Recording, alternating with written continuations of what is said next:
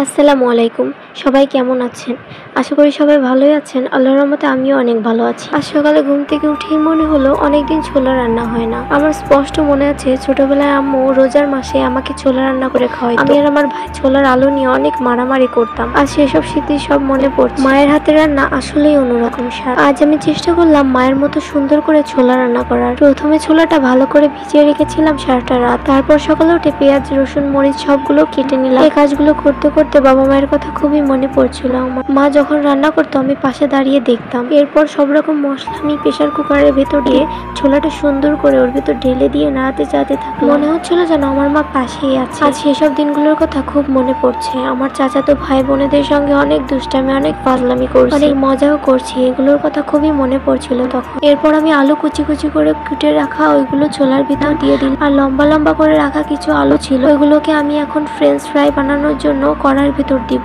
তো তার জন্য তেলটা একটু গরম হওয়ার জন্য ওয়েট করছি। তেলটা গরম হইলে আমি ওর ভিতর আলুগুলো দিয়ে সুন্দর করে ভেজে উঠিয়ে নিব। তার আগে আমি আবার ফ্রেঞ্চ ফ্রাইয়ের জন্য আলুতে একটু আটা, লবণ আর মরিচের গুঁড়ো দিয়ে একটু মিক্সড করে নিলাম যাতে টেস্টটা সুন্দর আসে। তারপর তেল গরম হলে তেলের ভিতর সুন্দর করে ওগুলো ছেড়ে দিয়েছিলাম। তারপর সুন্দর করে ভাজি করে ওইগুলো উঠিয়ে আমার বাচ্চাকে দিয়েছিলাম। তো খুব মজা করে খাচ্ছি। আজ সেসব দিনের কথা খুব মনে পড়ে। ছোটবেলায় একসময় অনেক মজা করছি, আমরা সব ভাই বোন মিলে একসঙ্গে খাবার খেয়েছি, অনেক মজা করেছি। আজ সেই দিনগুলোর কথা খুবই মনে পড়ছে। কখনো কখনো খুব সহজ খাবারগুলো আমাদের মন ভরিয়ে দেয়, যে খাবার থেকে ভালোবাসা আর স্মৃতি থাকে। আজকে আমি এই সহজ খাবারটা রান্না করলাম আমার ছেলে ও আমার পরিবারের জন্য। আমরা সবাই মিলে একসঙ্গে খাবো। জীবনে অনেক দুঃখ, অনেক কষ্ট আসবে, তবে একসঙ্গে বসে খাওয়ার এই মজাটা আর এই আনন্দটা কখনোই ফিরে আসবে না। যদি তোমার মায়ের হাতের রেসিপি তোমার মনে থাকে তাহলে অবশ্যই কমেন্টে লিখবে আর বলো তোমার ফ্রেঞ্চ ফ্রাই কিভাবে খেতে ভালোবাসো। আমি সাধারণত দুই রকম ভাবে ফ্রেঞ্চ ফ্রাই তৈরি করে থাকি। একটা হচ্ছে আলু লম্বা লম্বা করে কেটে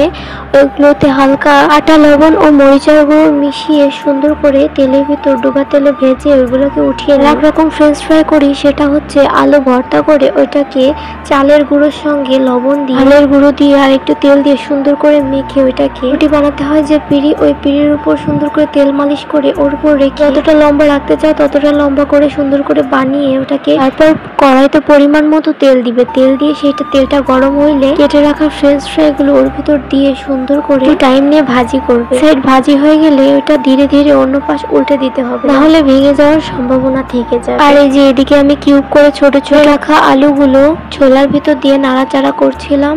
তো এটা ধীরে ধীরে করবেন, কারণ আলুগুলো সেদ্ধ হতে আর ছোলাটা সেদ্ধ হতে একটু টাইম লাগবে। একটু পরপরই নাড়িয়ে দিচ্ছিলাম যাতে ছোলাটা ভালোভাবে মশলার সঙ্গে মিক্সড হতে পারে। তারপর একটু লঙ্কার গুঁড়ো দিয়ে দিই, বেশি না, সামান্য 2-3 চামচের মতো দিলেই হবে। তো আমি চামচটা ভর্তি করে দেইনি, পুরোপুরি 1 চামচ দিয়েছি, তবে একটু একটু করে দিয়েছি। সেগুলো দিয়ে সুন্দর করে একটু নাড়িয়ে চাড়িয়ে নিবেন। আর এবার আমি দিয়ে দিব আলুর ভিতর অল্প একটু আটা, এরপর দিব অল্প একটু শুকনো মরিচের গুঁড়া, আর তারপর দিব অল্প একটু লবণ। সমস্ত উপকরণগুলো আমি দেওয়ার পর সুন্দর করে হাতে মেখে নিই। এটা যত সুন্দরভাবে মাখবেন ততটাই সুন্দর টেস্ট হবে। লবণ, ঝালের গুঁড়ো এগুলো সুন্দরভাবে আলুতে মিক্সড হলেই তো ভাজির পর এগুলো টেস্ট আরো বাড়বে। এই যে এদিকে আমার মাখানো তো প্রায় হয়ে গেছে। তারপর আমি এবার এর ভিতর হালকা একটু হলুদের গুঁড়ো দিয়ে দিই, যার কারণে একটু কালার ভালো আসবে, সেই কারণেই দিয়েছিলাম একেবারে সামান্য 1 চিমটি বললেই হবে। আপনারা চাইলে দিতে পারেন, আবার স্কিপও করতে পারেন। এদিকে আমি ছোলার ভিতরে একটু হলুদ দিয়ে নিচ্ছিলাম, যেহেতু আমার এর ভিতর হলুদ দিতে মনে ছিল না, তো এখান থেকে হালকা একটু আমি এর ভিতরে দিয়ে দিয়েছি যাতে কালারটা ভালো আসে। সুন্দর করে হাত দিয়ে আমি এগুলোকে মাখিয়ে নিলাম। ওদিকে পাশে গ্যাসে আবার আমি ভাজির কড়াই বসিয়ে দিয়েছি।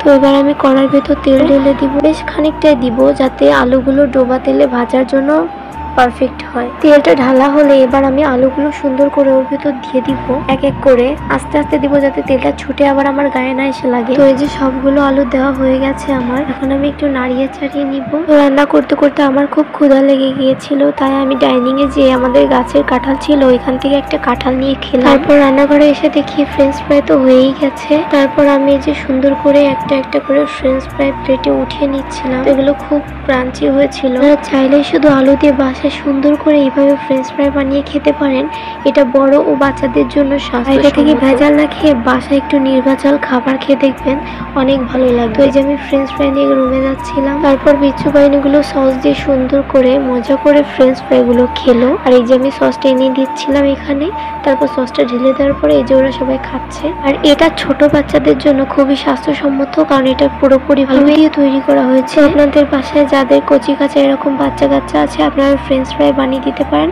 আর এই যে এদিকে আমার ছোলা রান্না অলমোস্ট, তারপর ওদের আমি অল্প একটু ছোলা উঠিয়ে দিলাম, খেয়ে বললো মাশাআল্লাহ অনেক সুন্দর হয়েছে।